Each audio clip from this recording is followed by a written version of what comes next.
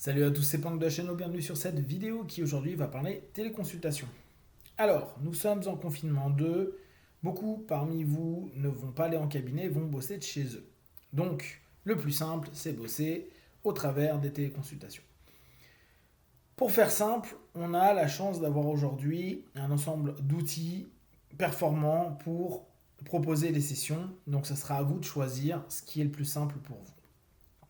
Dans un premier temps, en amont, il est toujours utile de proposer une éducation aux personnes qui viennent d'habitude en cabinet, donc qui ont l'habitude d'avoir des sessions en live, pour se mettre en phase avec du online.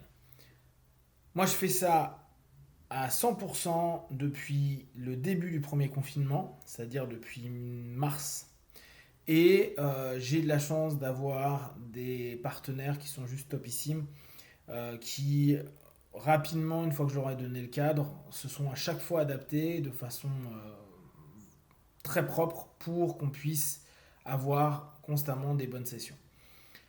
Donc pensez toujours, posez votre cadre, c'est-à-dire que vous n'hésitez pas à bien préciser que s'il y a des interruptions, s'il y a des retards ou autres, vous avez, vous, une façon de percevoir. Moi, par exemple, une personne qui a un quart d'heure de retard sur sa consultation de façon générale, quand on est en cabinet ou en ligne, j'interromps l'invitation et la séance est due.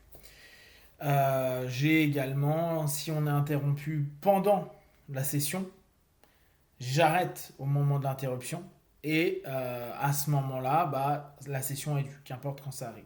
En fait, prenez le temps de donner un cadre strict et n'hésitez pas dès lors à vous faire payer toujours avant. Autant je suis pas d'accord en cabinet que ce soit en début de session pour une vision en fait du paiement. Je préfère que ce soit en fin de session d'habitude parce que ça coupe la relation thérapeutique. Par contre, quand on est en ligne, ce qui va couper la session thérapeutique, c'est votre petit bouton qui met off et ça coupe d'un coup. Donc on n'a pas les mêmes conditions et les mêmes façons de fonctionner.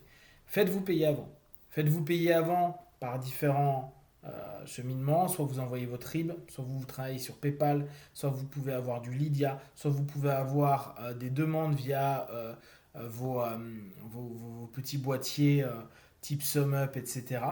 E-Settle, où vous envoyez en amont une demande que la personne paye et vous ne validez qu'une session à partir du moment où vous êtes payé. Pensez à une chose toute simple, certaines banques mettent du temps à intégrer les RIB. Donc, parfois, il leur faut 2-3 jours plus le temps de transfert. Comptez pour certains une petite semaine avant. Donc, n'hésitez pas dans vos rendez-vous à donner, dès que vous avez votre rendez-vous, votre RIB pour que ce soit fait immédiatement et que vous soyez payé au jour dit. Bien sûr, si vous préférez être payé sur PayPal, ça se fait immédiatement, donc il y a beaucoup moins de soucis. Pareil, si vous fonctionnez par carte bleue, ça se fait facilement et immédiatement. La problématique de la carte bleue type SumUp, e-Settle, c'est que ça vous prend 1% ou 0,75, 1,75 je crois, à chaque fois. Donc si vous avez l'habitude d'avoir un prix, un prix de consultation à 80 euros, vous recevrez en réalité 78 euros et des brouettes. À noter, tout simplement. Donc, à partir de là, vous cadrez, vous vous faites payer en amont, et après, vous avez différents types de logiciels. Il y a des logiciels gratuits, il y a des logiciels payants. Celui qui est devenu un peu plus connu, c'est Zoom, qui fonctionne plutôt bien, mais qui n'a pas un bénéfice spécifique par rapport aux autres. C'est intéressant quand on fait à plusieurs, et encore maintenant, il y a des versions gratuites et des versions payantes en fonction du temps qu'on va passer. Celui qui fonctionne très bien et que tout le monde peut installer très facilement, c'est Skype. Le Skype vous permet, si vous créez une room, une salle, vous pouvez très bien enregistrer la séance d'un point de vue vidéo si vous voulez garder, vous, du contenu, ou ne serait-ce que si vous avez l'habitude, comme moi, d'enregistrer vos sessions.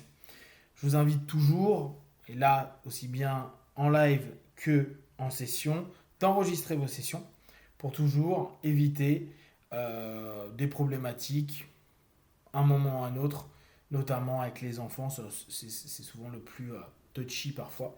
Donc n'hésitez pas à les enregistrer. Pensez également que vous devez le dire, moi c'est dans mon contrat, et qu'il ne faut pas garder les enregistrements plus de 2 ans. Et après, vous devez vraiment les virer. Et là où vous les enregistrez, tentez de les mettre dans un disque dur externe, parce que là, c'est toutes les nouvelles conditions actuelles de respect de la vie privée. Donc, vous les mettez sur un disque externe. Évitez de les mettre en ligne. À partir du moment où vous sélectionnez, donc, il y a du Zoom, il y a du Skype. Moi, un que j'aime beaucoup et que je trouve très simple et que j'utilise maintenant même plus que Skype, c'est Meet de Google. Alors, c'est facile si vous avez un Gmail. Si vous n'avez pas de Gmail, c'est peut-être pas forcément utile. L'intérêt de Meet, c'est que vous appuyez sur un bouton, vous envoyez le lien à votre partenaire et il se connecte à partir du lien. Il n'a pas besoin d'installer grand-chose. Il n'a rien besoin d'installer, hein, ça se fait directement depuis un téléphone ou autre. Ce qui peut parfois se passer quand vous avez des personnes qui, en ce moment, vont avoir les enfants à la maison, leur conjoint, leur conjointe, etc., c'est qu'ils vont vous dire, je ne peux pas trouver un espace pour m'isoler. Ce que moi j'ai eu comme réponse assez sympa là-dessus et que ça s'est très bien passé, c'est de proposer que la personne fasse sa session dans sa voiture. Et ça fonctionne très bien, la personne met son truc, il est dans sa voiture, il est isolé et la session se passe très bien. D'autres personnes, moi, l'ont fait au bord de la plage, au bord des trucs. Là où ils se sentent tranquilles, là où ça, vous ne vont pas être dérangés, c'est ce qu'il nous faut. C'est la problématique est la plupart du temps qu'il peut y avoir un dérangement, un enfant qui rentre, un appel ou quoi que ce soit. Il faut vraiment que vous ayez des personnes focus. Également, ce qui peut arriver de temps à autre, c'est un problème de son. Alors là, n'hésitez pas à voir pendant la première ou la deuxième minute si tout est OK au niveau du son, c'est-à-dire qu'il n'y a pas de décalage. S'il y a un décalage, proposer notre, soit recommencer sur la même plateforme, soit proposer une autre plateforme. C'est hyper important que vous ayez un son qui est convenable pour pouvoir accompagner au mieux votre partenaire. Au niveau visuel, bien sûr, proposez à vos partenaires de ne pas tenir leur téléphone parce que quand ils vont dans leur session d'hypnose, en général, vous n'allez plus voir leur tête, vous n'allez plus les voir parce qu'ils vont descendre leurs mains. Ou si, comme moi, vous faites des exercices où vous allez demander de se lever, où vous allez demander d'utiliser leurs mains, où vous allez proposer des phénomènes hypnotiques, il est important également que la personne puisse avoir les mains libérées et pas toujours le téléphone à la main. Donc, n'hésitez pas à bien valider cette notion-là. Le son, l'image et la liberté de mouvement, c'est quelque chose d'important, d'utile en fonction de comment vous allez orienter votre session.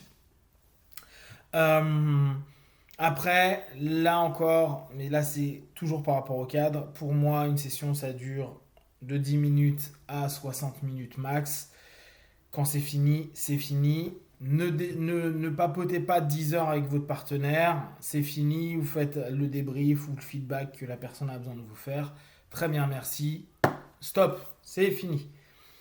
Parfois, les personnes peuvent avoir du mal à interrompre la session. Vous restez très pro. C'est un cadre professionnel. C'est pas un Skype avec des potes. C'est pas un apéro online. C'est pas un multiplex avec d'autres personnes. C'est vous et votre partenaire. Donc, ce que je vous invite également, pour être bien carré, arrivez toujours 5 ou 10 minutes avant, c'est-à-dire envoyer une invitation ou créer une salle 5 ou 10 minutes avant la session. Pourquoi? Parce qu'il y en a qui arrivent un petit peu avant, comme ça nous arrive quand on est en live, quand on fait au cabinet. Voilà, si vous avez des questions et des remarques par rapport à ce travail en ligne, vous n'hésitez pas, vous le faites savoir sur Facebook, YouTube.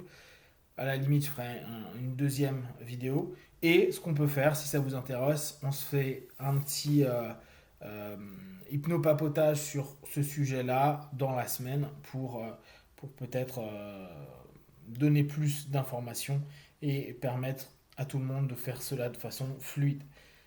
Comme d'habitude de tout ce que je vous propose, ne prenez que ce qui est bon juste pour vous, testez, observez, analysez, concluez. Be one, ciao.